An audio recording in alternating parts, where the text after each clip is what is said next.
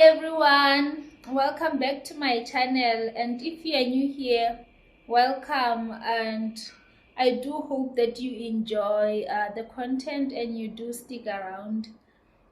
So in today's video we are going to be talking about SEMA self-study.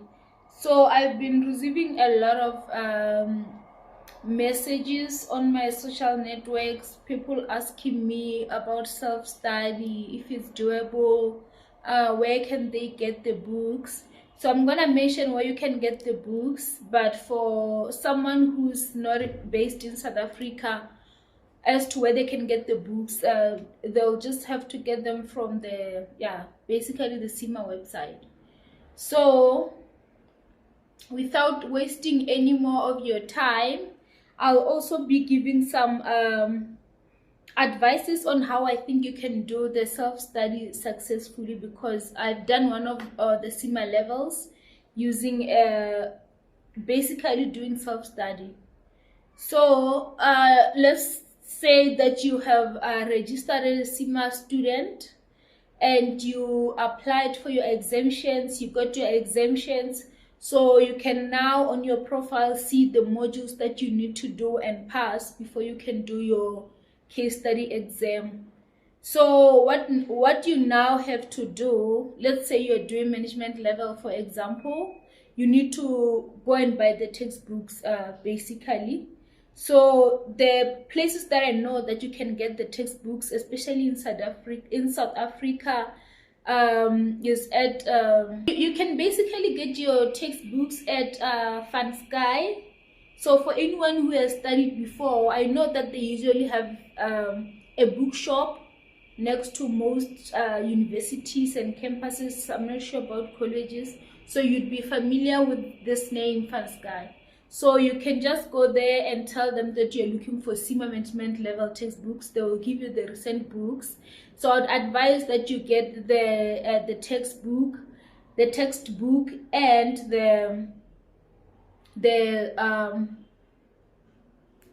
the practice kit. I know that for some other people as well, they also do get the study cards. Basically those cards, as you guys are aware, I'll take it that you guys are aware that our exams is multiple choice, so they'll be asking you questions basically for revision purposes, and if you can answer all those questions on those revision cards, basically it will mean that you're ready. So but for me, when I was doing self-study, I only used the practice kit and the study text. So my advice to you, okay, before I move to that, the other places that I know that they sell the textbook is the institutions that also offers the CIMA lessons, like Charter Quest. I once bought my textbooks from Charter Quest, and I know that they can either deliver to you, you pay the delivery fee, you can order them online and pay. They can either deliver them to you, you can do a pickup if they you're closer to one of their campuses. I once picked my textbook up in their Hatfield campus. So, and I know that they don't have one campus. So I also know that IBTC as well, they have textbooks. I'm just not sure if they sell to students, and and other institutions as well. I know that on the CIMA website you can find the institutions in South Africa that offers the CIMA registered, but not in a way that other universities are. I mean, the ones that offers the tuition providers, let me just put it like that, like the colleges, I'm pretty sure that most of them sells the textbooks. But also you can find the textbooks on CIMA's website. If you go on CIMA's website, log into your profile and go to study materials, it will take you straight to a Kaplan as website, because they are the official providers for CIMA. So they will take you straight to their website, and they sell in one currency. I'm not sure if it's rands. I'm not sure if it's pounds or dollars, because last time I checked, it was a long time ago, but they use one of those currencies. I think it's pounds. So you'll also have to pay shipping fees. So that might be expensive depending on the currency that you are using, and also the exchange rates at the time. So I'd basically advise that you buy at your local bookshops that has the textbooks. So also another thing, I'm also, just before I close off this video, I'll show you we have 2 different textbooks that you can use to study for your CIMA. So we have 2 basically companies that has textbooks that you can buy. So we have the K-Plan and the BPP. So I'll just show you how each of the books looks like, because I have both copies and I've used both textbooks at different levels. So you can either buy the BPP textbooks and their study text, or the K-Plan textbooks and their practice kit. Each book has its own practice kit. So I would advise that if you're doing a self-study, I would advise that you do 1 module at a time. And also, if you have limited resources, let's say you can now only afford to book 1 exam and also buy 1 textbook and a practice kit, then I would advise that you start with a module that you are I would say of your strong points. So let's say that you are good with reading and like memorizing things over doing calculations. So I would advise that you start with the E modules, so that chances of you failing are very low. And also, you know that if you write your first module and you pass, it kind of increases your confidence to move towards the next module until you finish all those 3 modules, and then you go to the case study of that level. So I would advise that you do 1 module at a time, even if you can afford textbooks. If you're doing self-study, I would advise that you do 1 module at a time. Even if you're not working and you feel like you have capacity, if you have capacity, for me, I would say it's fine. You can do 1 module. It will take you lesser time to complete 1 module compared to when you are working. Then after that module, when you pass it, then you go to the next module, depending at your pace, and move to the next module until you are done with all modules. Then you'll be eligible to write your case study for that level. So that being said, I also just want to mention that once you register as a student and you got all your exemptions and you can decide which module you want to start with. But I know that CIMA usually sends you emails, so they usually have this free revision classes. So with those free revision classes, I would advise you to sign up for those free classes. When you are done with the module, you just want to test your knowledge and also just get tips from someone who specializes with that module. The classes are very, very good. I once registered for 1, but it was for a case study. I really was grateful for that class. Actually, I think it's one of the reasons that contributed to the higher percentage that I got in that case study exams, as compared to the tuition provider that I was using at the time. So I would advise, like, my study tip is that each module, don't rush to finish the entire book and then now do questions and you don't even remember most of the things. My advice to you would be, like, do 1 chapter at a time. After studying 1 chapter, attempt all those questions at the end of the questions at the end of that chapter. And after attempting those questions at the end of the chapter, if you did not get something right there, go back to that same chapter and that specific section that you did not get the answers right, just to go through that section once again, just to make sure that you have a better understanding now. And then when you're done, go back to those questions at the end of that chapter. And when you now are happy that you got your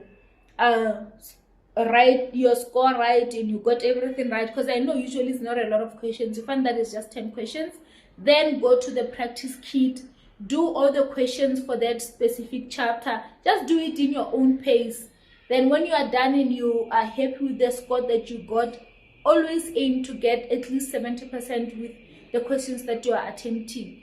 Then move to the second chapter, study the second chapter, attempt the questions, and then go to the practice kit. So let's say that, because I know that they usually group chapters according to how they are related to each other. For example, like budgets. For example, you find that there's like an introduction to budgets, then there's budgeting techniques, and then there's something else that's related to the budget, another chapter, and then you'll find that the questions are grouped like that as well in the practice kit. So after doing each question and doing the questions of that chapter, after doing each chapter and doing the questions of that chapter in the practice kit, then go to the second chapter, then go to the third chapter as well while you're attempting the questions. When you're done, then you can do the questions of all those related chapters under exam conditions or in the practice kit, and then just to test your speed and to see test your understanding under the exam conditions, to see that if you were in an exam and you type, the time was actually moving, you're going to be able to answer those questions, all of those questions, and actually get a good score of at least 70%. So now when you're done with the entire textbook, you can then do those mock exams at the end of the practice kit. They usually have 1 or 2 mock exams at the end of the practice kit. Do them under the exam conditions. Do all those 60 questions with the same amount of time that you'd get in the exam, which is, I think it's 90 minutes last time I checked. Yeah, it's 90 minutes. So time yourself, do all those questions, and see if when the time lapses you've attempted how many questions. If you have attempted all of them, then mark yourself, and then see if you managed to pass that mock exam. Did you get at least 70%? If you did not get at least 70%, then you go back to those questions and see which chapters did you get wrong. And clearly, if, let's say, most of the questions you got wrong were from like budgets chapter, for example, then it means you have to go and brush off your budget knowledge. Then go back to the textbook, go through those chapters of the questions that you got wrong, reattempt those questions at the back of each chapter, and then reattempt all the questions in the exam kit, and then go back to those mock exams and see if you do better. By the time you manage to pass all those mock exams with at least 70%, you can decide whether you are ready to go and write an exam. But let's say that by the time you're done with that chapter and you're happy with those mocks, that you're getting good marks, and you also, when you look at your emails, you see that, let's say you were studying E2, for example, you see that there's a free revision class there. You go and sign up and then attend that class before you go and write. You'll get good study tips, how to remember other things. Like, there will be a lot of useful information there. Go and attend that class. If you feel, when you are in that free class, you feel that, no, I thought I understood this chapter well because I managed to get the answers right, but now when this person is explaining, I feel like I still need to brush up something. Go and do some brushing off, and then redo the questions that they would have given you, because they usually also come with their own questions. Attempt those questions, reattempt the mock exams, go and write. I would say that it's better to be over prepared than to be under prepared, because you know that when you fail, you have to go and rewrite, and you have to pay another amount of the same amount of money that you have paid the same time. So another booking fee, and I don't think that there's someone who wants to waste money like that. So I'd say take your time. It's not a competition, it's not a race. Make sure that you're as prepared as you can be. Go and write that exam and aim to pass that specific module at first attempt. Even if you don't, you can always go and re-attempt it again. Try to remember the questions that you were not getting right. Which chapters are they from? Brush up those chapters in the textbooks and do more of those questions from those chapters. Redo the mock exams, and go again and write, and hopefully the second time you do well. Because I don't believe that there's someone who's perfect. There are people who manage to pass all their mock exams at first attempts of all the modules. They have clean records and everything, but not everyone is perfect. So good luck with your self-study, guys. I hope by now you know where you're gonna get the textbooks and which modules you're gonna start with. And also just remember that once you book an exam, if anything happens, you can always just reschedule the exam to another date, as long as it's not within 48 hours of writing. So let's say if you are writing in the next 3 days and you feel today that you're not ready or you're not going to be ready, you can always reschedule that exam to another date, maybe next week.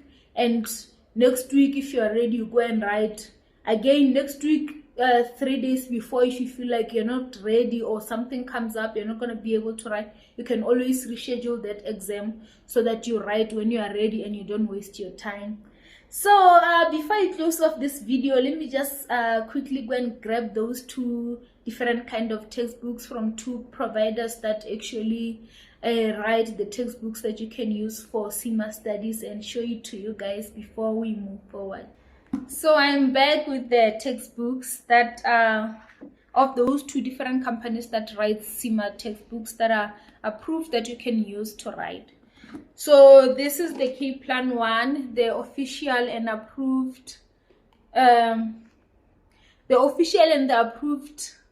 study or textbook providers for CIMA. So as you can see, I had bought this one from CharterQuest online, and I remember that time I went to Van Sky first in person, but I did not find the textbook, so I ended up ordering online from CharterQuest, and then I did the pickup in person. So this is the K-Plan book.